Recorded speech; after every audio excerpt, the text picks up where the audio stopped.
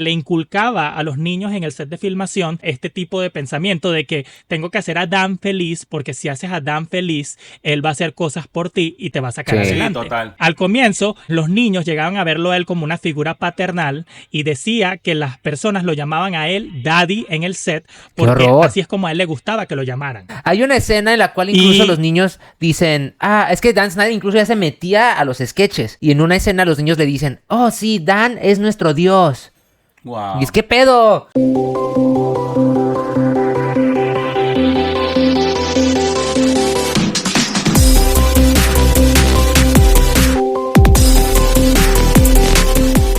¡Hola, Weirdos! Bienvenidos a Weirdos Podcast. Aquí les habla Art Daddy. Yo soy Pepe Telles. Y Ricardo Orralda Soro por acá. Y hoy vamos a estar hablándoles de una de mis pasiones que siempre lo fue cuando era pequeño, que eran las comedias de Nickelodeon. Pero vamos a estar discutiendo el tema desde una perspectiva un poquito más como que infancia arruinada. Wow. Ya que gracias a las alegaciones del documental Quiet on Set, se han salido a la luz unos cuantos detalles que vale la pena hablar al respecto.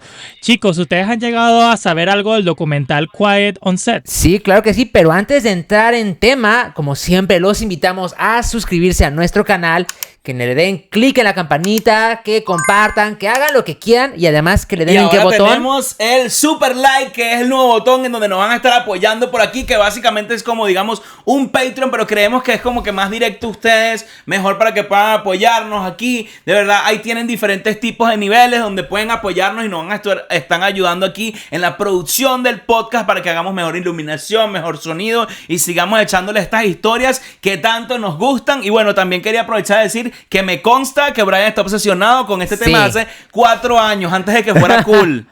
De hecho, Brian quería que habláramos... me están poniendo a prueba. Brian quería que habláramos de este tema desde hace mucho tiempo. Sí, hace como 5 meses. Desde antes de que saliera y nosotros, no, Brian, nadie va a hablar de eso, nadie. Sí. Y mira, aquí estamos. Míranos.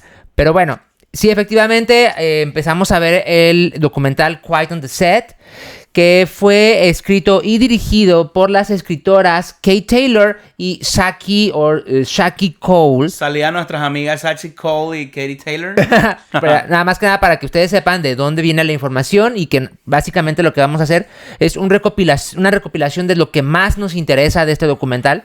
Sí, no vamos a estar haciendo un resumen per se de todo lo que pasó ahí, sino que un poquito de todo lo que ha averiguado nuestro investigador personal, Brian, también lo que nosotros hemos visto, lo que nosotros hemos escuchado fuera del documental, pero también vamos a integrar muchísimas cosas del documental que nos parece una gran adición, algo que tenía que destaparse hace años. Ya, decenas de años. Sí.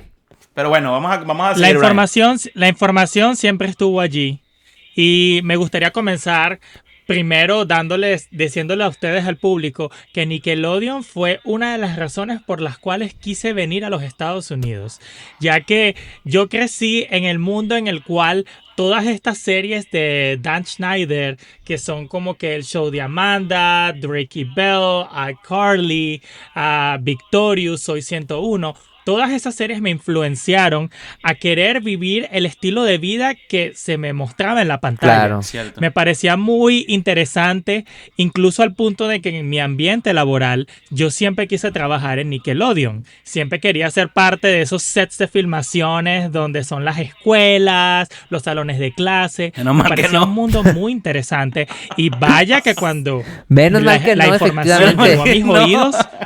Tristemente, y después de ver todo ese documental, te das cuenta que qué horror trabajar para alguien como Dan Snyder. Y aunque en el documental Nickelodeon está poniendo que ha mejorado sus condiciones de trabajo, realmente el daño que hizo Nickelodeon al estar callados, por esto se llama Quiet on the Set, callados en el set, es un daño irreparable. Y estar callado es ser cómplice, y eso lo decimos mucho en las personas abusivas. Y de verdad que yo también digo, como dice Pepe, al final... Tú ves personas como, por ejemplo, sin adelantar spoilers, tú ves ahorita, ve y métete en la cuenta de TikTok de Amanda Bynes, cómo dejaron a esa pobre mujer después de tanto trauma y tantas cosas que pasaron, y vamos a ir aquí, ahí como que desmenuzando poco a poco todo lo que estuvo pasando. Creo que ahorita no me llega ninguno a la mente de los actores de Nickelodeon que en este momento sean famosos o que hayan tenido mínimo una carrera más fructífera después de aproximadamente 2019-2020. De hecho, sí lo hay. ¿Quién? De hecho, sí lo hay, y es el legendario Kenan Thompson, que hoy en día es una de las figuras más grandes en SNL y básicamente un ícono de la comedia. ¿Alguien más aparte de él? Bueno, también tenemos a Josh Peck, que literalmente es uno de los influencers más conocidos hoy en día. Él resurgió. Es actualmente todavía... Josh Peck todavía es parte de proyectos de Nickelodeon actualmente. Fue parte del cast del reboot de iCarly en Paramount Plus. Y también es uno de los mejores amigos o parte del grupo de... ¿Cómo se llamaba este influencer que hacía videos? Que se llama Josh no sé qué mierda. Chris Corbin, una mierda así. El que hizo la vaina del... Es uno de estos influencers locos que tiene un squad. Josh Peck se volvió parte de ese squad. Y la posición de Josh Peck es un poquito incierta en esto porque hay muchos rumores no oficiales, pero que muchos que, por ejemplo, como que están intentando como que lavarle la cara, pero por otro lado también dicen cosas tanto buenas como que tengan compresión de Josh, como que también como que él no fue muy supportive. Y bueno, ustedes saben que siempre tuvo una relación muy, digamos, rara después de Seth con Drake, pero Drake es algo que vamos a estar hablando luego. Sí, yo creo que cuando demos más contexto vamos a poder desmenuzar la historia de Drake y Josh. Correcto. Pero bueno, para entrar un poquito en tema, y muchas personas a lo mejor ni siquiera saben quién es Dan Schneider. Vamos a empezar por el principio. ¿Quién es Dan Schneider? Él fue un actor que empezó como tipo extra en varias series como de comedia, y poco a poco como que se fue metiendo un poquito en papeles. Él tenía obesidad o tiene obesidad, y entonces siempre estuvo como que ocupando el papel del niño gordito, el niño al que le hacían bullying por estar gordito. Siempre se dio cuenta que luego de algo como que Hollywood le pedía, él podía nada más ofrecerle lo único que Hollywood le pedía era como que ese estereotipo del niño gordito, de que como no estás flaquito o no eres bonito, no vas a obtener nunca un rol, digamos, protagónico. Y bueno, siempre estuvo ahí. Y bueno, creo que con el tiempo sí volvió a ser parte del cast de All That. Bueno, él prácticamente lo creó, el cast de All That. Creó el cast de All That y se metió a él. Bueno, no. Pero, literal, lo que pasa aquí es que Dan Schneider, él solía escribir guiones para una de las series que él trabajaba, la cual se llamaba Head of the Class, que es como el mejor de la clase o algo parecido, en el cual él tenía el personaje estereotípico con obesidad y esas cosas. Resulta que hubieron nuevas adiciones al casting con personas mucho más interesantes, de los cuales los nombres no me vienen ahorita a la cabeza, pero eso causó que a él lo despidieran del set de esas series. Pero como él había escrito varios episodios y varios guiones para eso le dio a él como que portafolio y currículum para empezar a hablar con los productores de Nickelodeon. Lo cual le dio a él las bases para poder escribir la serie llamada All That, que era como un Saturday Night Live para niños, en los cuales se hacían muchos skits de comedias, en los cuales eran cosas muy locas, no era nada canónico, nada narrativo, pero sí habían unos personajes que se repetían de vez en cuando en unos otros episodios. Y ese fue el origen de cómo Dan Schneider se puso en el mapa. Y prácticamente es ahí donde Nickelodeon pues se da cuenta de que como tal era una persona que hacía reír a los niños y por lo tanto generaba muchos ingresos, y empezó a crear a su séquito de niños, y uno de ellos fue Katrina Johnson, que fue como que una de las primeras que era protagonista de sus sketches de All That. All That, exacto. Y bueno, también por aquí a recalcar que como que en esto como que se empezaron a dar cuenta que Dan Schneider era lo que le llaman el showrunner o el golden boy de el que le estaba haciendo la gallinita de los huevos de oro de Nickelodeon. Era el muchacho que estuvo más de 15 años haciendo producciones, que le hacía millones y millones de dólares a Nickelodeon. Claro, yo lo que opino de la temporada de All That, pero antes de hablar de All That, yo les quiero preguntar a ustedes. ¿Ustedes qué tanto recuerdan de All That? Yo sinceramente, y agradezco mucho, no recuerdo prácticamente nada. Yo realmente de Nickelodeon, de este tipo de series, las que más recuerdo son Kenan y Kel o Drake y Josh, Drake y Josh, pero cuando estaba viendo el documental y empecé a ver todos los chistes subidos de tono, chistes de adultos, chistes en los que los niños pues realmente están haciendo cosas que deben de hacer los adultos, ahí dices, no manches, qué bueno que no vi esto. Yo me acuerdo un poquito más porque Sí. yo era fanático de Nickelodeon, así como Brian también era su sueño americano. Yo creo que también me construí demasiado gringo a raíz de Nickelodeon, Disney y Britney, y todas esas cosas, cultura pop en inglés. Entonces yo me quería gringo. Me fui a Estados Unidos y bueno, la pasé bien. Siempre quise venirme y es una de las razones por las que estoy aquí también. Y bueno, creo que una de las cosas que sí recuerdo es obviamente la canción de All That, nana, All That. Y me acuerdo muchísimo. No lo veía demasiado porque era como mis principios donde estaba empezando a entender cómo funcionaba todo, pero estamos hablando, yo creo que, no sé, no quiero decir años, pero yo debo tener 7, 8 años o 6, 7, 8 años. Y me acuerdo que había una muchachita que sí. no sé si era ella, no sé si era la misma Katrina, pero había una muchacha que no sé si era una temporada después o algo, que era una muchacha que también era como medio gordita, pero tenía siempre una sonrisa como muy... Como así, como muy achinadita y era como muy simpática. No sé si era Katrina, pero ella era la que se robaba el show. Se parecía un poquito ahorita, se podría decir, como a esta muchacha que hizo Ugly Betty, Betty la Fea en la versión inglesa. Sí lo ubico, pero no sé el nombre. En inglés. Sí, yo no me enteré. Entonces se parecía full a ella, no sé, no creo que sea ella, pero tenía ese toque de comedia que realmente me acordaba a toda esa parte de eso. Pero yo sí comencé viendo un poquito All That, pero yo era fanático de Kenan y Kel. Okay. Y así empezó más o menos. Kenan y Kel, Clarissa. Esa es una pregunta que les tengo luego. A ver, Brian, ¿tú? ¿Tú, Brian? Claro, pero yo nunca llevé a ver All That, ya que literalmente fue una de las series que ya estaba, ya cuando yo llegué, ya el show de Amanda estaba explotando en popularidad y digamos que yo llegué en el momento en el que ya la cosa estaba en motion. Pero All That, gracias al documental, llegamos a escuchar muchas declaraciones de personas del cast que nos dan un poquito de información que podemos digerir para tener una idea. Lo primero que puedo decirte es que los actores afroamericanos o negros tenían un trato diferente a lo de los actores de, obviamente, colores de piel más claros. Por lo tanto, antes de empezar a hablar de este tema, quiero darle a la gente un trigger warning de que vamos a estar discutiendo temas como el racismo, obesidad y problemas de autoestima y cosas de ese estilo, para que simplemente lo tengas en mente. Yo creo que sí es importante que a se mí diga... me parece que...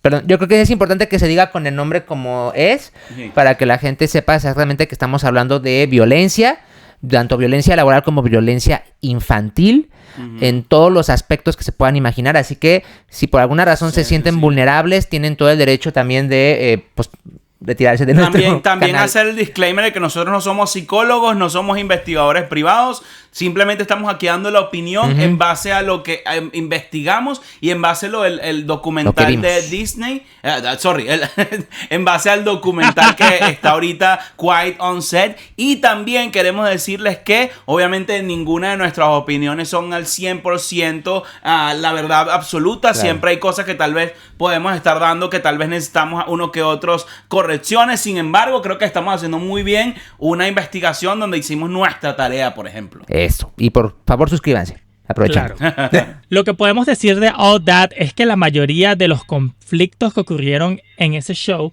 ocurrieron en el ambiente laboral, ni siquiera en el set de filmación, que fue con el departamento de guionistas. Que era... Nickelodeon siempre fue desde el comienzo una compañía que no era para nada... no apoyaban para nada a las mujeres en cuanto a posiciones de trabajos. Me acuerdo que en las reuniones Dan Schneider solamente tenía un equipo que solo incluía a 2 mujeres. ¿Y sabes qué le hacía a esas mujeres? Bueno, para empezar, las hacía compartirse un sueldo. Y eso es algo que desde el principio se dice, ¿cómo van a compartir un sueldo? Y luego nosotros investigar, las mismas chicas luego haciendo su propia investigación, preguntaron con el guild de las personas, de los escritores, de los guionistas, con digamos también con lo que vendrían siendo las Ay, ¿cómo es que se llama? Pero como los de recursos humanos. Sí, recursos humanos y ¿cómo es que se llama esto, Brian? Finanzas. Ellos estaban hablando con el Guild, Labor. que es las uniones aquí en Hollywood.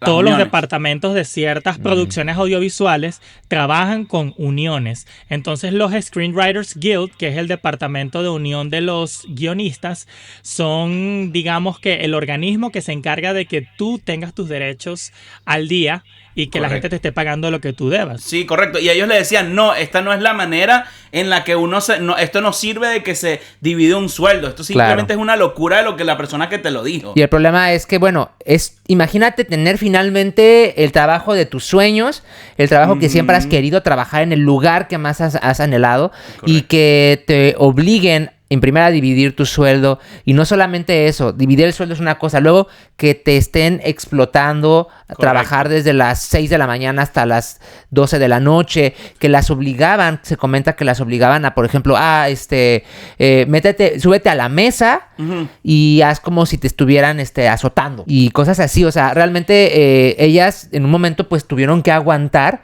por el deseo de seguir en un trabajo de sus sueños.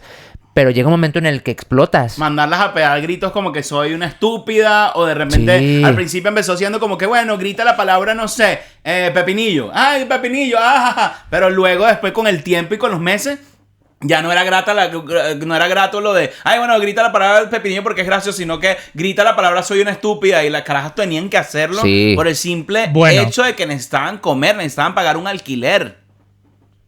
Bueno, lo que pasa es que en esa época todavía, bueno, es que hoy no es secreto para nadie que Hollywood siempre ha sido una industria hecha por hombres y siempre se ha discriminado mucho a las mujeres en lo que va de darle posiciones de poder.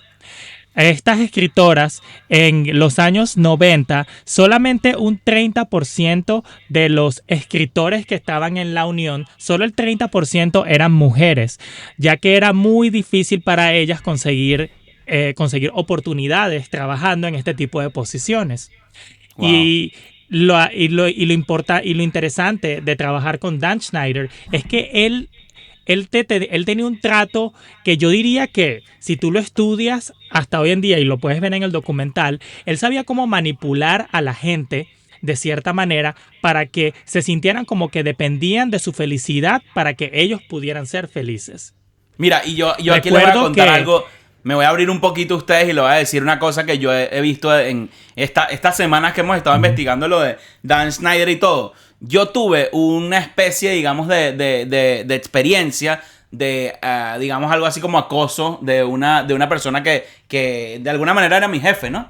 Y bueno, tienen una personalidad en particular que yo no sé si ellos no están conscientes, pero tienen una personalidad incómoda, tienen comentarios muy incómodos, hacen cosas muy incómodas que realmente yo no sé si ellos están conscientes porque las repiten de una manera exagerada, una manera demasiado pronunciada. Muchas situaciones que yo no sé si saben, pero que uno tiene como que intentar no convertirlas en incómodas porque uno se siente en la obligación de repente que todo está bien porque quieres mantener tu trabajo, porque quieres estar bien. Pero es una cosa que de verdad, cuando tú vayas a conocer a un abusador, algunos son muy buenos para verse, pero tienen un comportamiento muy, así como que, como tú ves, no sé, de repente un asesino en serie o algo así, tienen un comportamiento muy, muy, muy particular que poco a poco van a saber como que diferenciarlo. Y creo que Dan Schneider tiene muchísimas cosas con esas personas que tienen ese tipo de actitudes.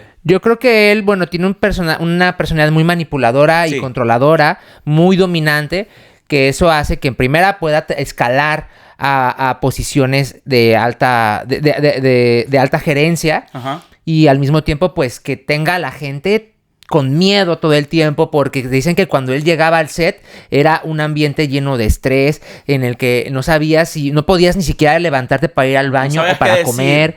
Y a final de cuentas en el documental mencionan que realmente él como tal culpable de los delitos contra los niños no fue.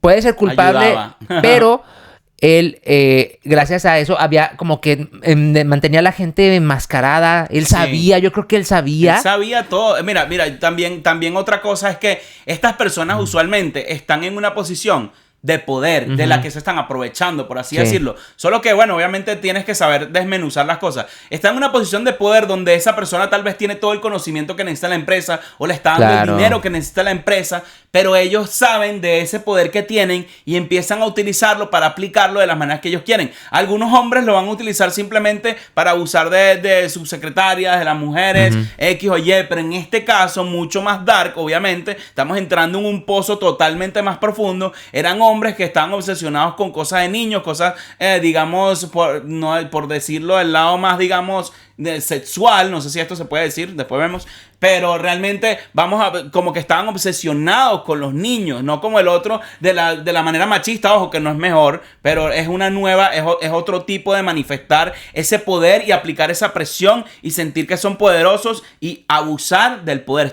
Esto es un abuso de poder. Pero bueno, vamos nuevamente al tema. Bueno, seguimos en tema, pero vamos ahora sí directo al documental. ¿Qué encuentras más, Brian, del documental? Bueno, ya hablamos un poquito de las escritoras, que me parece muy interesante que después de tantos años hayan sido capaces de contar su historia, ya que imagínate tener que callarte y aguantarte en silencio de esas alegaciones por casi 40 años, básicamente. Wow. Qué terrible y qué bien debería sentirse hoy en día. Pero bueno, ahora vamos a movernos a lo que es un poquito más inquietante, que es el ambiente de trabajo en el set de All That.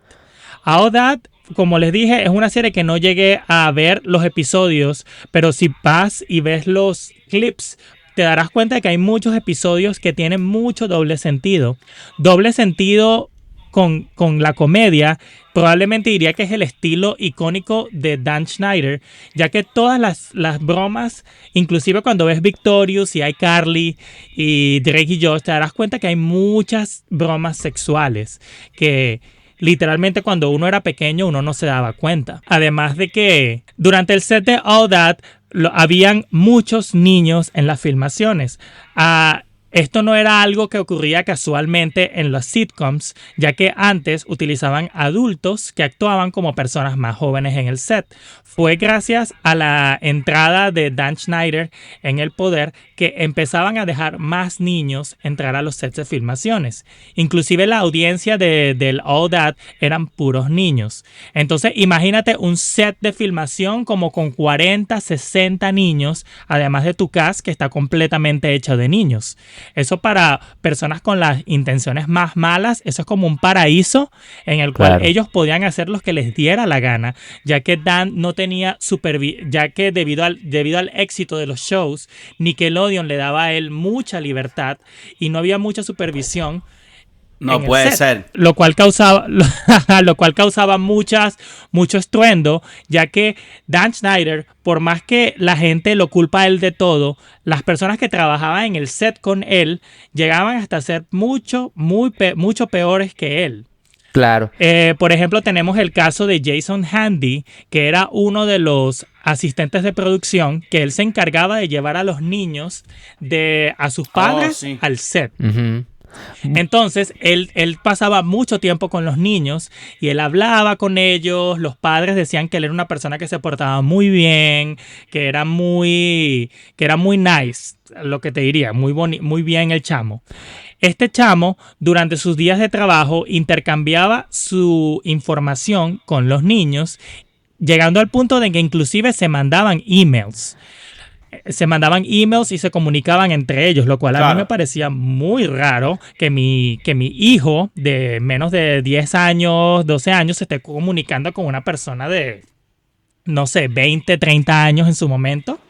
Y es que, perdón que te interrumpa, antes, o sea, sí, o sea, todo lo que comentas, pero los padres no estaban autorizados bajo ningún momento a estar en el set, y lo cual se me hace una idea totalmente estúpida. Porque tú como padre, ¿por qué no puedo estar en el set? Uh-huh. ¿Qué impide que yo no esté en el set? Los padres de alguna manera no, o sea, como que, sí está bien que mi hijo se quede. Y solamente había algunos que en verdad se ponían un poquito más solamente había algunos que en verdad se ponían un poquito más problemáticos. Y cuando el papá se ponía problemático, el niño también estaba problemático, entonces buscaban las razones para sacar a este niño del proyecto. Y decían que usualmente los más problemáticos y como que los catalogaban de esa manera. Había una parte de las confesiones que eran como que las personas de color y obviamente que eran como las que les parecía como aún más injusto, porque dentro de además el abuso que había, estaba el abuso también no solo este ambiente esta tensión, este ambiente de tensión, sino que también el abuso hacia las personas de color y cómo las categorizaban. Y obviamente cuando las mamás de estos niños de color se pronunciaban, las veían como que ay, esta es como que la quejoncita, o que los que realmente están aquí, pero realmente eran los que más se atrevían a pronunciarse en el set. A mí me parece que los conceptos de fama durante las épocas de All That y el show de Amanda eran todavía la época dorada de las series y de la televisión como tal, ya que ser famoso en ese momento era algo que para muchas personas parecía imposible, ya que muchas personas tenían los beneficios.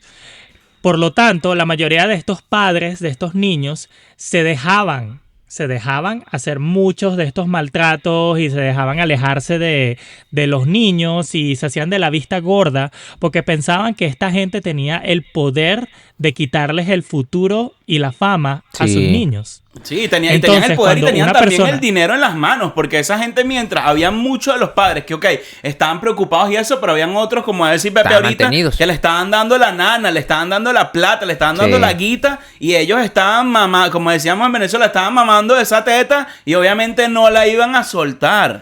Y aquí, bueno, hablando de estos niños específicamente, en el primer capítulo se centra en una niña que es Amanda Bynes. Correcto. Que fue muy famosa durante toda esta década, obteniendo cada vez más y más y más papeles en los proyectos de Dan Schneider.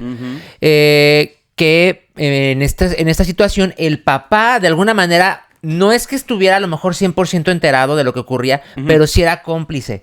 Claro. Y eran permisivos con el acercamiento que tenía Dan Schneider con Amanda. Literal, o sea, estaban en una bañera los dos, una niña de 9 años, yo creo, con un señor de 30 y tantos años. En una bañera. 30 claro. Bueno, terrible. Yo pienso que vale la pena analizar un poco cómo fue que Amanda llegó a la vida de Dan Schneider. Todo comenzó en un día en el cual Katrina, que era una de las que estaba presente en el cast de All That, que tenía mucha popularidad, se estaba presentando en un club de comedia para niños. Dan no tenía ninguna razón para estar allí, además de que Katrina se iba a presentar allí.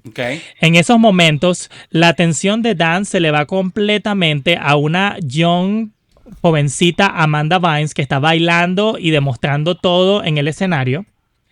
Y en ese momento él va directamente a los padres. Y tú imagínate que en ese momento hacer casting para shows tomaba meses. Sí. No era algo que pasaba así de la nada.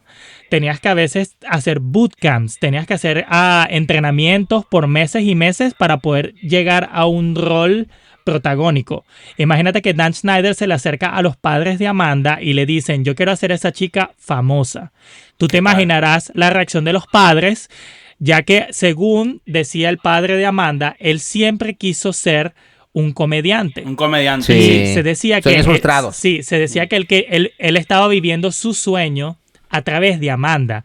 Así que él, obviamente, era sí a todo lo que Dan le ofreciera, ya que tú te puedes imaginar al punto en el que Amanda Bynes era de lo que todo el mundo hablaba. Sí, total. Ya que la niña, el show se llamaba como llamaba como ella. O sea, la niña de por sí era talentosa sin necesidad de que le pusieran ningún tipo de power up. Era talentosa, claro. Era muy carismática, era muy bonita. Y obviamente eso... Su cara lo decía todo. También era muy expresiva. Era muy expresiva y además parecía... O sea, yo la veo muy inteligente porque era capaz de aprenderse a esa edad todos los sketches, todas las líneas, ser espontánea, ser ¿cómo se dice? Improvisar. Y dicen que y también dicen que para la edad, que en ese momento creo que tenía como unos 9, 10, no, bueno, no sé, la edad que tenía, creo que muy niña, más o como menos 10 años. Como 10 años, ya manejaba técnicas humorísticas, Sí.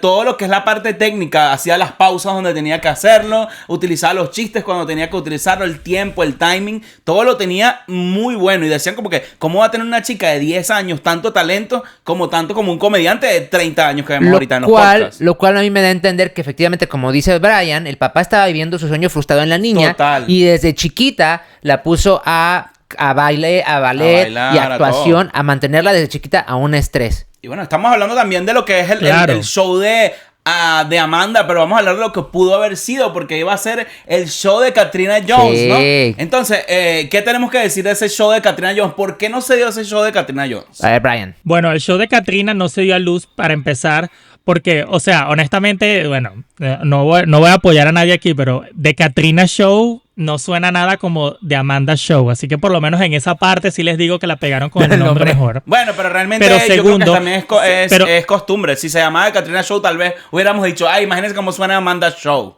Ok. ¿Sabes? No, porque literalmente Katrina es como llegaron a lar al huracán. Entonces cada vez que me dicen Bueno, Katrina me acuerdo del huracán. Eso pasó 20 años después.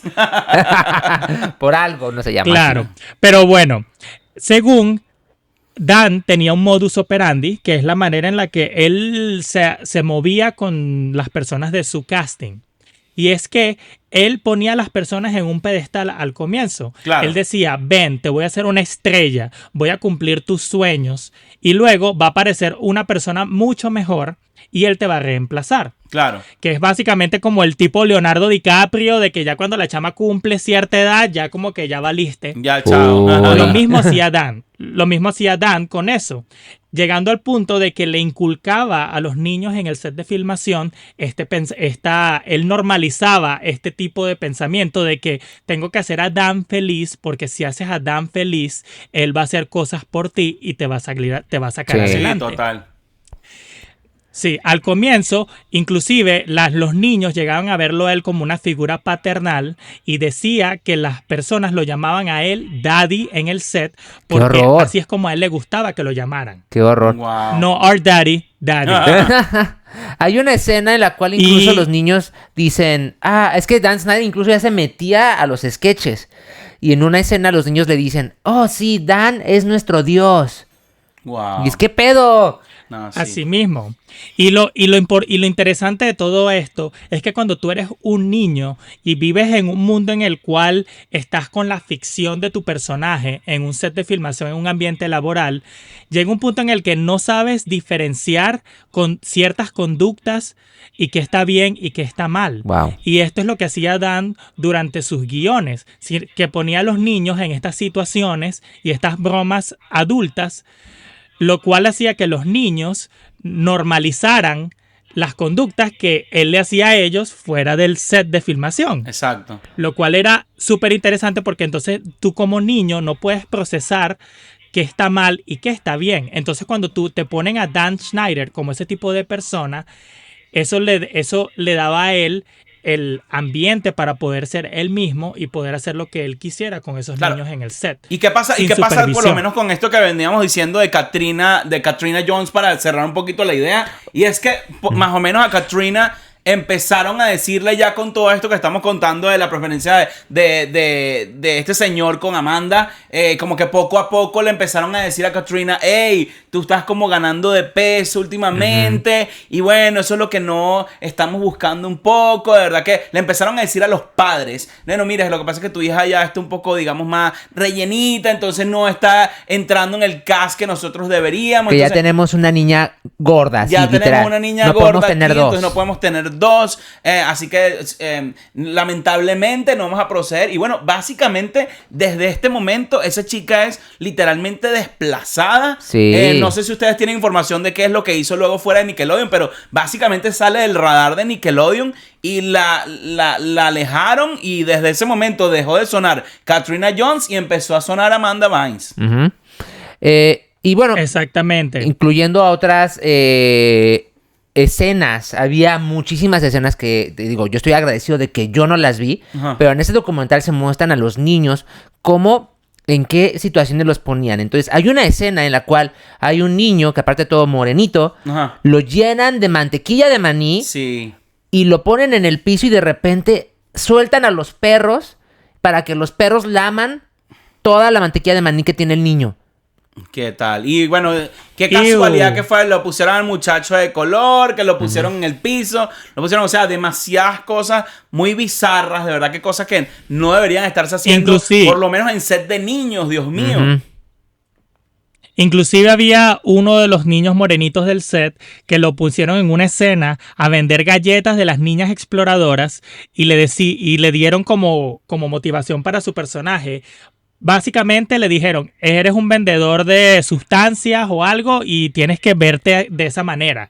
Entonces le tenía que vender cosas a los niños en su escena, pero tenía que estar como que el estereotipo del drogadicto, lo cual, o sea, como que what the fuck, man. Y esto nos va a otro caso que también estuvimos averiguando y creo que se habla mucho en el documental y es del Noisy Boy, right? Que es el muchacho, el morenito que realmente... es el mismo niño. El mismo niño que yo mencioné es el mismo de Brian y ahora el tuyo. Entonces, mira, pobre chamito que de repente le ponían como... tenía como una nariz gigante, como si tuviera una versión exagerada de la nariz del muchacho, como demasiado grande. Entonces también le ponían como unas así como mi micrófono. En los hombres que parecían miembros masculinos. Sí. Decían que se parecía demasiado a miembros masculinos, que estaba muy raro. Y que bueno, que nada, esa imagen. Y luego cuando de repente como que creo que echaba como el moco.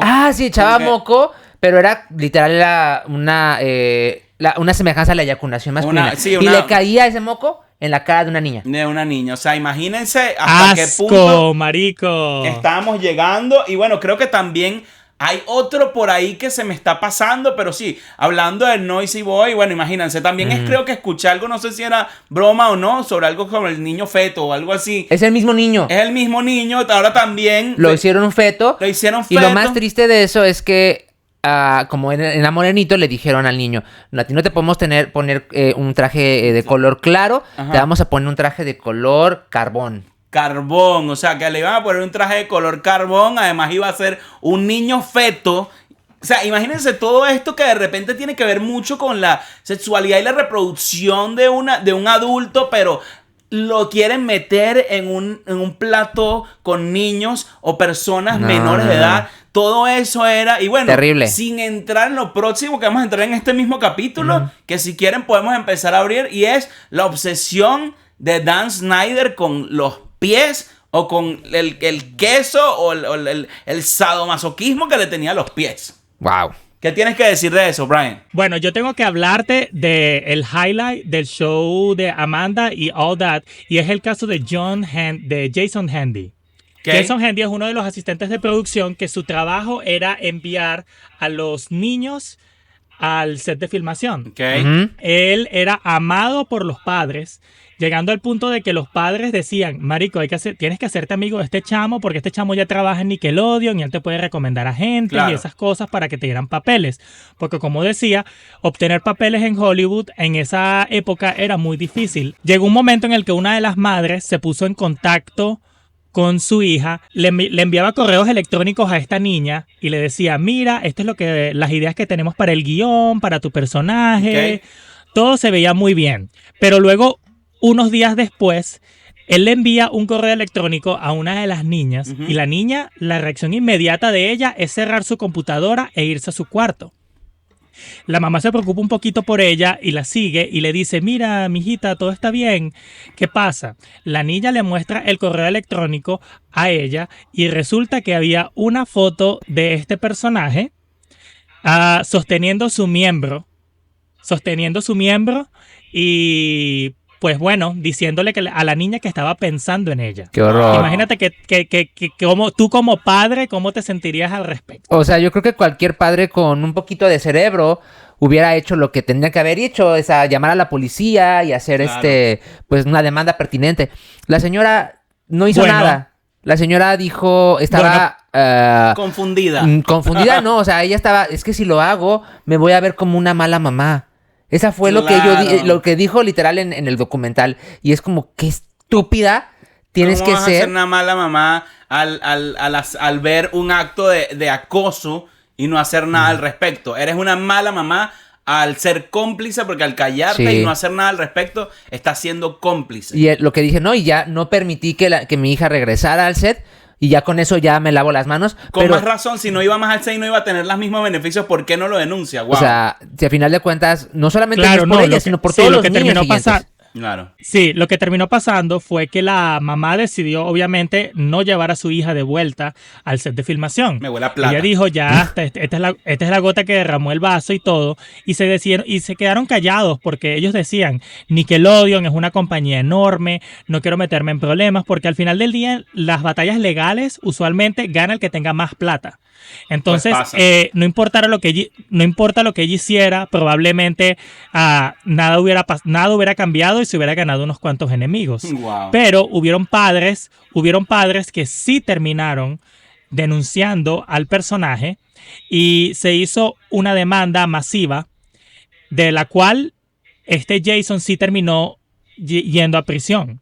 Okay. Pero creo que Fueron nada a su más fue casa, sentenciado fueron a- 9 años o menos. Fueron 2 años. No, fue sentenciado a 6 años de prisión nada más. Qué horror. O sea, y ahorita ya está libre. Y te voy a contar, fueron a su casa, fueron a ver sus cosas y encontraron más de 130 y algo imágenes de contenido, tú sabes, Wow. de niños. Y encontraron una caja llena de bolsas con pertenencias, ropa interior, y cada cada bolsita tenía el nombre de una persona, de uno de los niños que estaba en el set Qué de horror. filmación. Estos eran cosas que él utilizaba para, tú sabes, no quiero ni pensar, de hecho, en lo que él estaba haciendo con esas cosas. Y encontraron una de las bolsitas con el nombre de la niña que estaba hablando al comienzo. ¿Y tú crees que después de encontrar eso, esa persona se merece 6 años nada más en la cárcel? No me parece. Obvio no, es como que ahí te vas dando cuenta de las injusticias de todo el sistema judicial, no solamente en Estados Unidos, Que beneficia, en todo. Sí, beneficia a los ricos y jode a los pobres. Definitivamente, eso es lo que dicen. Que Claro. efectivamente aquí es un juego de quién tiene más dinero para demandar quién, sobre quién recae peor la justicia, sobre quién recae. Entonces, al final, hay igualdad. Bueno, eso lo dejamos a ustedes. Esto me recuerda mucho, y a lo mejor, perdón por salirme un poco del tema, pero Ajá. para mí, mientras yo veía todo el documental y veía los testimonios tanto de niños, padres, como los trabajadores, me parece mucho a un caso muy conocido que es el caso Trevi Andrade. Y tenía que decirlo, lo siento, pero es idéntico. Para mí es un caso de mucha injusticia en el cual pues simplemente, me lavo las manos y ya. Claro, porque tienes una posición de poder, tienes una posición de dinero, eres una figura pública, igual poder. Claro. Todo se resume a lo que vendría siendo una posición de poder que te da un privilegio sobre las masas, y bueno, es algo en lo que realmente no estamos muy de acuerdo, digamos. Y bueno, ya vamos a tomar como está, que nos salimos un poquito del tema, también para invitarlos a ustedes a que por favor comenten, que también estamos implementando el sistema de super likes. Por favor, denos likes. Estas investigaciones, estamos hablando de muchísimas cosas, Claro. totalmente distintas, pero todas relacionadas al mundo geek. Nickelodeon consideramos que está unido mucho a nuestra nostálgica parte geek. Y bueno, también por favor ayúdennos para la iluminación, las cámaras, la producción, todo lo que hacemos aquí. También recuerden dar me gusta, suscríbete y comenta por favor qué es lo que más te llamó la atención de todo esto que hemos estado hablando o de lo que viste en el documental. Y bueno, Claro. Brian, no sé si tú recuerdas a una persona que también se llama Brian Brian Peck, y también mejor conocido como el Pickle Boy, el chico pepinillo. Sí, sé de quién estás hablando. ¿Qué me tienes que decir? Dilo tú. Ok. Bueno, Brian o Peck- sea, yo pienso que me gustaría incluir un poquito más de información antes de llegar de ese tema, porque vaya que hay mucho que hablar de ese personaje. ¿Quieren hablar de Tainted? Pero me gustaría cerrar un poco el capítulo de All That para poder movernos a la siguiente serie Ok. con una de las cosas que el documental no llegó a mencionarnos, y es que el culto de Dan Schneider tenía cosas que se llamaban bootcamps, en los cuales eran sí. campamentos en los cuales enviaban a niños que querían ser algo en Hollywood. Ajá. Y querían comenzar en la comedia. E imagínate campamentos en los que enviaban a 40, 60 carajitos y decían que sin sus padres, lo que hacían bastante en esos campamentos, estúpidos, sin sus padres, y hacían fiestas en piscinas donde tenían a los niños en trajes de baño mierda. Y los grababan. Grababan a los niños mientras que se bañaban en las piscinas y todas esas cosas que a estas alturas no me sorprendería que algo haya pasado allí que no se haya reportado en el documental.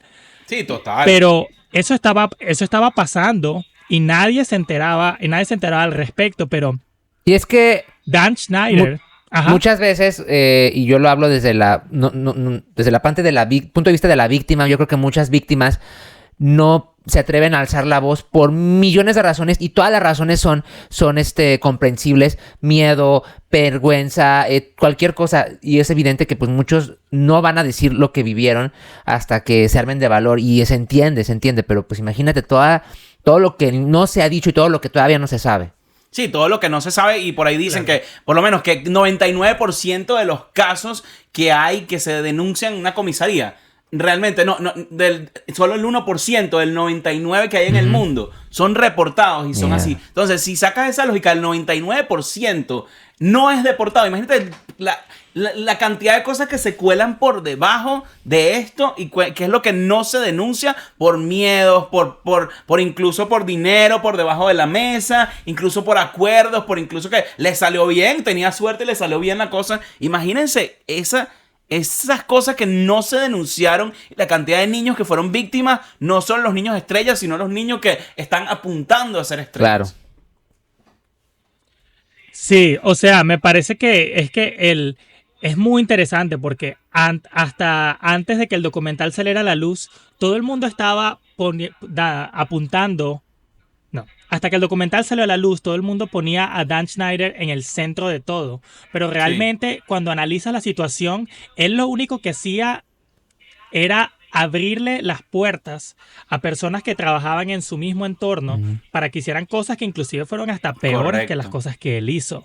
Él simplemente creó las circunstancias y creó el imperio en el cual todas estas situaciones ocurrieron.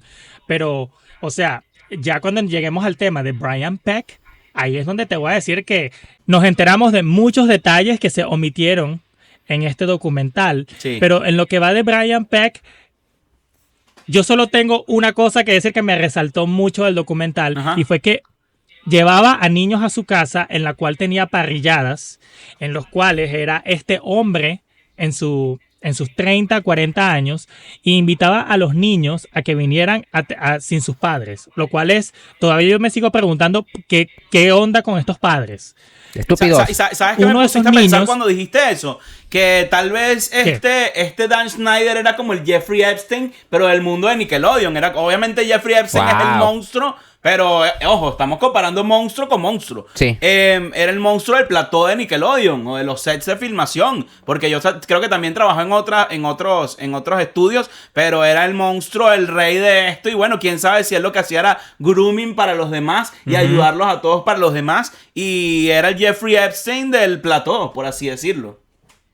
Claro, o sea, me parece que hay mucha tela para cortar, y me parece que vamos a tener que hacer como que una parte 2, inclusive una parte 3 de este tema, porque hay demasiada tela para cortar en el mundo de Dan Schneider, y muchas historias que se contaron que me encantaría abrir más. Inclusive me da miedo empezar a hablar de Brian Peck porque siento que voy a irme muy, muy adelante, ya que la parte principal de su historia va con un personaje el cual no queremos tocar en este episodio. Bueno, yo creo que sí, ya para ir un poquito... Si tengo que entrar, tengo que entrar. Para ir cerrando un poquito con el tema, uno de los chistes más desagradables que se pudieron haber tocado fue precisamente, nuevamente recordando a Amanda Bynes, que uno de sus personajes muy recurrentes, que podría ser el más famoso de su show, era una que era Penelope Taint. Penelope Taint. Que bueno, yo creo que siendo... de Estados de México, de Latinoamérica, a lo mejor no te suena, ni siquiera das un apellido y ya. Pero incluso los gringos ya sabían el trasfondo del apellido Taint, que literal significa perineo, Ajá, o sea, el ni es culo ni es bola. Ajá, Pero en realidad, de verdad que así lo llaman, echando broma, en nuestros países latinoamericanos, que es el perineo realmente. Y de verdad que cuál es la necesidad. Y de hecho, parece que en algún momento se lo llamaron y le dijeron, ¿pero por qué Tain? Como que vinieron y le dijeron, mira, ¿pero por qué Tain? ¿Por qué no utilizas otro qué nombre? Mal pensado eres. Y el otro, ay, bueno, sí, no, pero es que no lo agarran de esa manera. Eso es un last name muy conocido y eso. Y como que, ok, otra raya más para el tigre, otra cosita más de Dan. Y bueno, ahorita ya mencionaste un poquito a Brian Peck, que no va a dar tiempo de mencionarlo todo por completo, pero es el famosísimo Pickle Boy o el chico Pepinillos, que también, o sea, unos chistes bastante desagradables en fuera el cual de lugar. Esta persona tenía literal pepinillos con de tamaños bastante que no daban nada a la imaginación, sí. Y que incluso introducía estos pepinillos en unos agujeros para dárselos a otra persona. Es que... Qué fuerte esas cosas, ¿vale? O sea, muchas cosas como esto de que hablaban antes como de esas imágenes subliminales o digamos como mensajes sugestivos, donde realmente se mostraron que muchos mensajes subliminales como, bueno, pero igual, ¿por qué tienen que hacer eso? ¿Estás respondiendo un morbo o eso te da satisfacción a ti o es para tu audiencia más oscura? ¿Qué realmente es lo que están buscando detrás de todo esto? Eso es lo que siempre yo me voy a estar preguntando. Lo que sucedía en ese entonces es que muchas personas tenían la sospecha de que Dan hacía estos episodios para dos tipos de audiencias.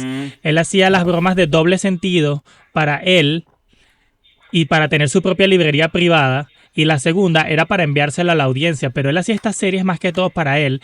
Y obviamente, como estábamos en un mundo en el que simplemente estar en la industria correcta ya te daba views, te daba una plataforma, mucho pasaba por debajo del radar detrás de los efectos especiales, las imágenes coloridas, la energía de los niños. Sí. Y los mismos niños haciéndolo, porque si tú me hicieras esas bromas de doble sentido y me pones a un adulto actuando como niño haciéndolo, yo me daría cuenta más que si escuchara a un niño dándonos ese tipo de comedia, ya que es algo que uno no lo espera. Y eso es las cosas del doble sentido hoy en día, que ya ese tipo de cosas ya no pasa, porque ya en la época del internet no puedes decir nada sin que ya a los 2 minutos ya estés sobreanalizado y estés expuesto. Pero en ese entonces, como el internet no era parte de nuestra sociedad como hoy en día, era muy difícil que todo el mundo llegara al mismo consenso de que, marico, algo está pasando en esta vaina. Y es que por eso es muy, muy importante que la gente que tiene hijos pues se den cuenta de qué están viendo sus hijos en la televisión. Total. Porque yo recuerdo, yo veía la tele sin supervisión y sin quemar a mis papás. Sí. O sea, yo veía lo que yo quería sin supervisión y podía hacer un programa súper educativo como uno súper violento, porque en Canal 5 pasaban lo que querían a la hora que querían. Y bueno, y eso sin contar las cosas que uno de travieso hace de niño, que es innegable, que uno de repente va y quiere meterse en canales que no debería. Y eso, por eso existe ahora muchísimo control parental, pero bueno, también muchísimas cosas que se hacen en set que solo estamos abarcando los primeros 2 capítulos, digamos, y cositas adicionales, obviamente, para darles no solo el contexto de eso, pero también es eso. Por ejemplo, yo creo que tú querías hablar un poquito también sobre cómo trataban a los niños en un programa de televisión donde eran retos. Todos los retos de ponerse la mantequilla de maní y todo eso, es un programa que también fue dirigido por Dan Schneider, en el cual un niño tenía que meterse un alacrán en la boca, otro niño tenía que estar de cabeza y meter su cabeza en un balde como de, no era agua, era como tipo comida. Eso es, ¿qué clase de, o sea, por qué a los niños lo estás poniendo en este tipo de situaciones? Y nuevamente insisto, o sea, Nickelodeon tratando de lavarse las manos, pero perdón, Nickelodeon, ustedes fueron testigos, ustedes saben indirectamente de lo que estaba pasando y no hicieron absolutamente nada, así que no pueden lavarse las manos de nada. Son tan culpables como Dan Schneider. No pueden lavarse las manos porque en ese momento ustedes sabían que eso es lo que le estaba dando dinero y realmente eso es lo que ustedes querían. Sí, nosotros también agarramos nuestra parte como consumidores porque lo consumimos y lo disfrutamos en su momento, lamentablemente sin saber el trasfondo detrás, pero ustedes sabían que los huevitos de oro que les estaba produciendo ese hombre y lo tenían protegido, porque esa es la palabra, lo tenían protegido a un abusador, a un carajo que lo que les estaba dando era dinero, y así funciona el mundo real, muchachos, lamentablemente. Y bueno, yo creo que... Y yo lo que les puedo decir a ustedes... No sé si algo que también quieran agregar, chicos, para cerrar el capítulo. Brian. Y yo lo que les puedo decir a ustedes, chicos, para cerrar... es que literalmente todo lo que hablamos y todo lo que ha pasado, literalmente todavía se considera all that. Así para que ustedes vean lo que era la época dorada de Nickelodeon y todo el tren que pasó por detrás. Todavía no hemos llegado ni siquiera a la carne de lo que es el show de Amanda y ni hablar de lo que se viene. Correcto. Yo creo, chicos, que si nuestra querida audiencia nos lo pide, vamos a tener que expandir mucho más en esto porque... Correcto. Cuando lleguemos a ciertas series, la cosa se va a poner mucho más tensa. Sí, sí. Sí, apenas no llevamos ni la mitad, no hemos acabado el episodio 2, que la verdad, el episodio 2 termina con una verdad desgarradora, con una verdad que dices, no es posible porque no tenías ni idea, hasta en este momento te das cuenta. Y darles un abreboca para que sepan qué es lo que van a esperar el próximo capítulo. Estábamos hablando de Brian Peck, el Pickle Boy. Este fue la segunda persona que también fue acusada por abuso, por violación, y fue denunciado por un niño que fue actor del cast. Muy famoso. Muy famoso, y nadie sabía que este niño era Drake Bell. Nada más y nada menos se sienta en esa silla, uno no sabe qué esperar y se sienta para empezar con uno de los episodios más fuertes, que es el capítulo 3 del documental, que es el muchacho Drake Bell, el pelirrojito de Drake y Josh, el galancito del momento, que todo el mundo le encantaba en ese momento. Y wow, ¿qué podías esperar? Que este muchacho está ahí para dar la declaración de su vida que nunca había dado en sus... No sé, creo que ya tiene casi 30 y pico años de vida. Tiene mi edad, tiene 36 años de vida, 35, 36 años de vida. Pero entonces, con eso es lo que vamos a finalizar este capítulo. Y ya saben lo que les espera para la próxima semana o el próximo episodio. Sin eso, más que agregar. Nada, amigos, gracias por ver. Y nuevamente, son temas muy delicados. Así que gracias por quedar hasta aquí. No olviden, por favor, suscribirse, compartir y darle en el botón de super gracias para que también nos apoyen con generación de más contenido. Gracias, personas, por estar aquí. Estoy muy emocionado de finalmente poder hablar de este tema con ustedes y de lo que se viene. O sea, simplemente me quedo sin palabras porque hay tanto que me gustaría decir. Pero bueno, si te gustaría escuchar más, dínoslo en la caja de los comentarios y créeme que aquí estoy yo para darte té con mis compañeros huerdenses. Y yo solo más nada que agregar, sino que bueno, nada, lo que se viene en el próximo episodio, créanme que son cosas que si aquí les impactaron y que van a hacer cosas nuevas, nosotros vamos a seguir comprometiéndonos en seguir recopilando información para seguir haciendo el próximo episodio, que ya lo tenemos a la mitad listo en cuanto a lo que hemos investigado. Claro. Y les vienen buenos cuentos, buenos test, que sé que lo que están esperando para escuchar este tipo de cosas. Y con eso creo que vamos a finalizar dándoles las gracias y mandándoles un saludo. Los queremos muchísimo y con eso le vamos a decir Weirdos y Queerdos out.